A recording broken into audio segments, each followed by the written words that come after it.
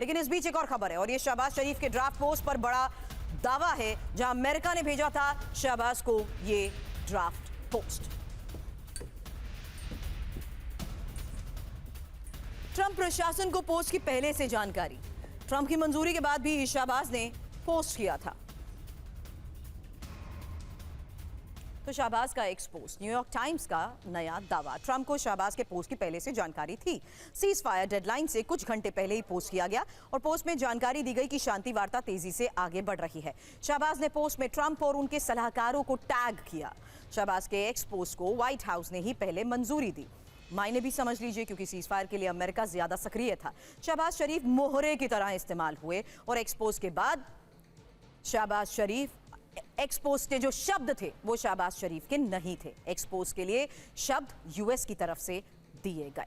अब पाकिस्तान की वजह से लेबनान पर इजरायली हमले। एक और बड़ी खबर यह है कि पाकिस्तान ने लेबनान को लेकर ठीक से संदेश नहीं दिया। ईरान की डिमांड को बदलकर अमेरिका को भेजा था और अमेरिका के असली संदेश को ईरान को नहीं दिया। लेबनान की तबाही का गुनहगार पाकिस्तान। अब लेबनान पर सीज फायर टूटा, पाकिस्तान जिम्मेदार, क्योंकि दावा क्या है? दावा यह है कि ईरान के प्रस्ताव में लेबनान शामिल था, अमेरिकी प्रस्ताव में लेबनान शामिल नहीं था और लेबनान के मुद्दे पर दोनों को अंधेरे में रखा। अमेरिका को ईरान का लेबनान वाला प्रस्ताव नहीं दिया, यूएस का बिना लेबनान वाला प्रस्ताव ईरान को नहीं दिया। अपने एक्सपोज में शहबाज ने लेबनान का जिक्र किया। कंफ्यूजन हुई क्या? क्योंकि अमेरिका समझता रहा कि डील में लेबनान नहीं है, ईरान समझता रहा कि डील में लेबनान शामिल है। इसका असर भी देख लीजिए। इजराइल ने कहा कि डील में लेबनान शामिल नहीं है। डील के बाद इजराइल ने लेबनान पर और तेज हमले कर दिए। अब सीजफायर के बाद नेतन्याहू का भी भारी विरोध हो रहा है। नेतन्याहू पर जंग फिर से शुरू करने का दबाव और ईरान पर फिर से हमला कर सकता है इजराइल। लेबनान में हमले के बाद मिडिल ईस्ट में तनाव।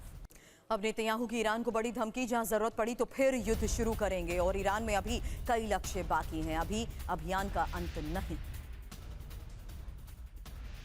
तो साफ है, एक्शन में इजराइल, टूट जाएगा सीज फायर, क्योंकि लेबनान में इजराइल के ग्राउंड ऑपरेशन तेज हो चुके हैं और बैरूत में इजराइल ने ताबड़तोड़ एयर स्ट्राइक की, जहां ईरान की शर्तों को मानने से इजराइल इनकार कर चुका है और इजराइल ने कह दिया है कि लेबनान में सीज फायर नहीं। हालांकि क्यों शांति नहीं चाहते नेतन्याहू?